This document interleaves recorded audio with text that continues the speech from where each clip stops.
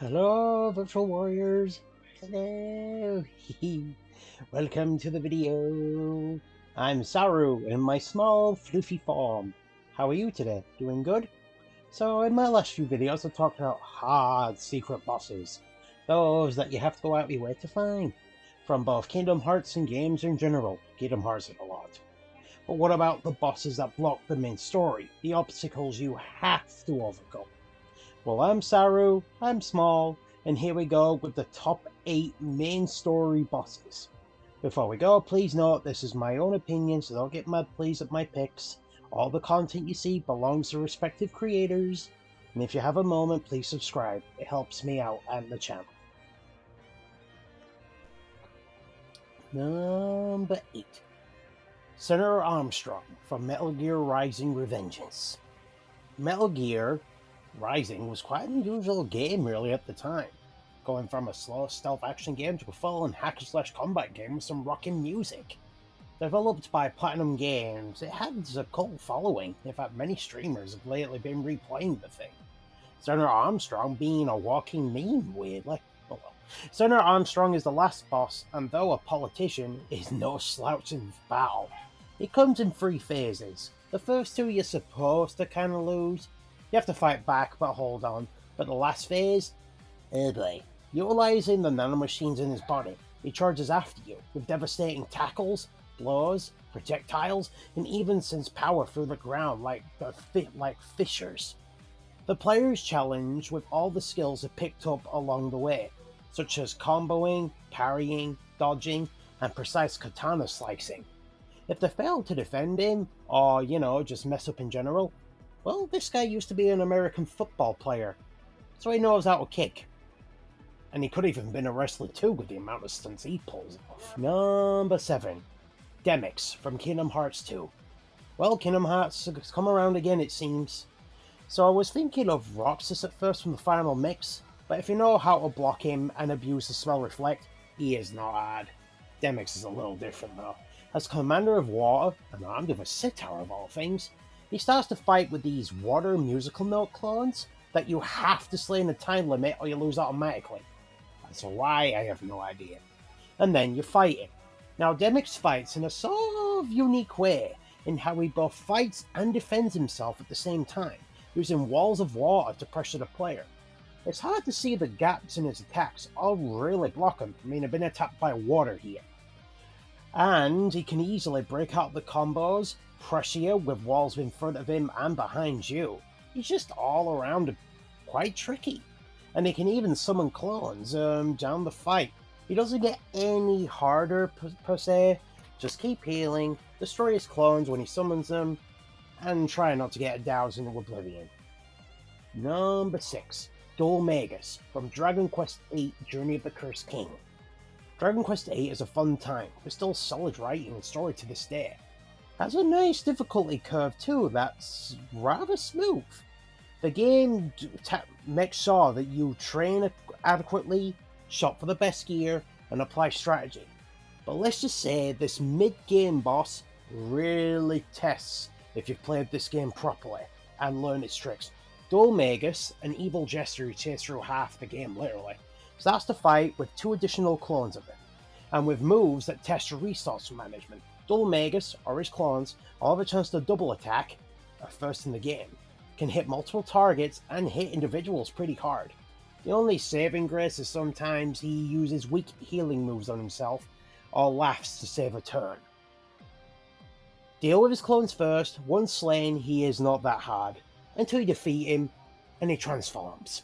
Becoming a winged horn demon, he attacks way more aggressively, double attacks all the time, and hits with spells and attacks that can hit your entire team. He hits harder too, can negate any of your stat buffs, and sometimes knock you over, wasting your turn. The only saving grace is once you've hit phase 2 and you lose, you can go back and challenge him from phase 2 from the start. But all I can say is level up to a degree, set some good equipment, strategy in mind, keep yourself healthy. With better luck, DHOULMAGIS will fall eventually. Number 5. Kamoshida Man from Persona Q2. This one is a bit of an odd case, but it's still hard. This boss comes from Persona Q2, a cheapified Persona mix of the dungeon crawling and battling of another dungeon crawler called Etrian Odyssey, and it blends the character and cast from Persona 3, 4, and 5. Kamoshida Man, based on the first boss of P5 as a superhero, is the first boss here that bars your progress. He's a two-stage battle as well. The first stage against his hero form is okay, tricky, but nothing too bad. When it transforms to a rabbit man, just play the game, honestly, it's weird why. This is when he gets hard. The hardness of this fight is not truly down to the boss himself, but more the skills he has and the lack of resources you have to truly fight him. You have the rabbit guy himself and his two carrots, bear with me, each with their own individual attacks, as in uses the carrots in his attacks as well.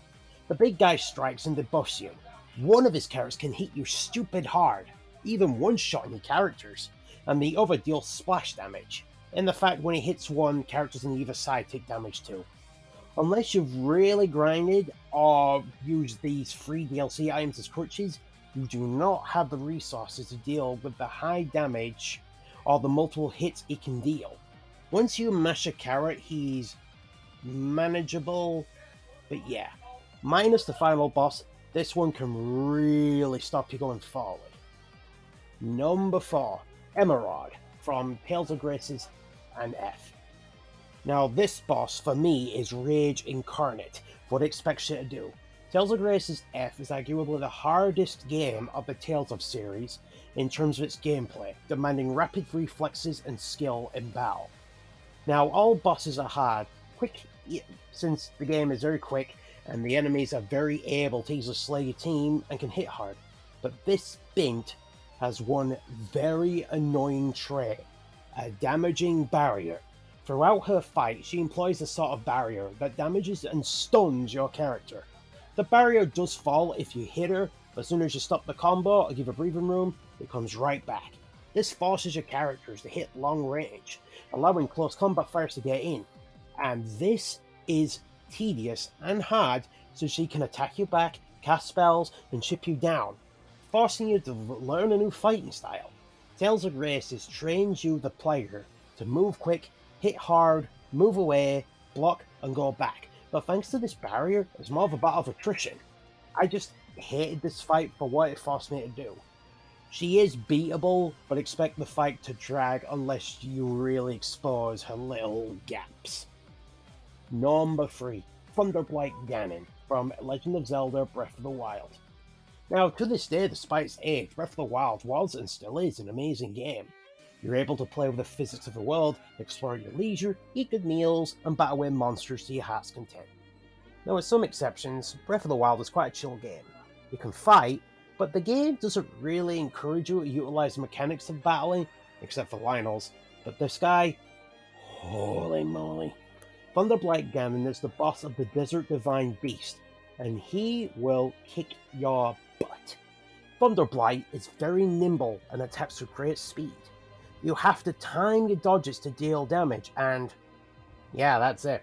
Though it seems simple in what I've just said, your dodging has to be perfect to utilize the combo flurry mechanic, and sometimes can even delay strikes or multi-strike, so it's wasted. Then once you get him half health down, he employs his name and rains down lightning on you through rods, unless you do a bit of trickery with magnesis, as I even found out watching this video. It can prevent you from guarding too. But you know, when you get hit by a lightning sword, you can't block it, shocks you.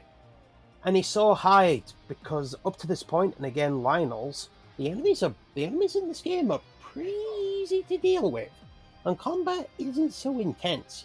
If anything, this fight is just surprising for the amount of difficulty it has. Number 2, YUNALESCA of Final Fantasy X. Final Fantasy X on another hard boss list. What a surprise. This one is arguably the hardest of the main story bosses, only Seymour Flux, the previous one, being close.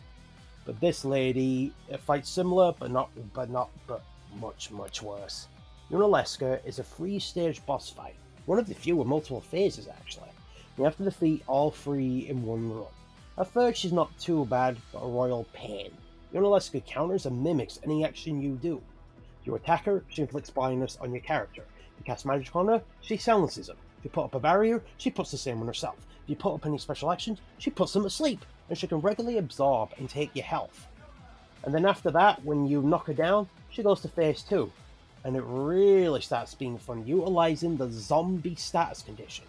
Basically, when the inflicted is healed, they're harmed instead. And their only real strength is they're immune to death spells. So doom, death, and so on. YUNALESCA will zombify your team, cast healing spells on them to hurt them, since you only have so much health at that point. And she can still counter with chip damage whenever you attack her. She doesn't hit you with stats conditions at least. And then when you get her down, she goes to phase 3. And this throws a right curveball. So as soon as she comes out, she casts Mega Death, instantly killing anyone not a zombie. And she can hit you with a move that can confuse your party, or curse an Aeon if you bring one of them out. And she can make it so they attack each other. And speaking of Aeons, if you think you can power drive your way through it, she drains all the power of an Aeon through Osmos, which drains her MP down, literally making them giant beatsticks. What makes it hard is, in particular, zombie, the status condition, is very rare. In fact, I think it's only her, this boss previous, and the Marlboro monster that actually inflicts it. So many players, including myself up to the point, didn't even know what it did. And zombies can still take damage. It takes some press work and forward thinking to take this snake witch down. Just manage yourself, know what you're in for, and pray. And now, number 1. Old King ALANT from the Demon Souls. Well, there had to be one Soulsborne boss here, and here he is.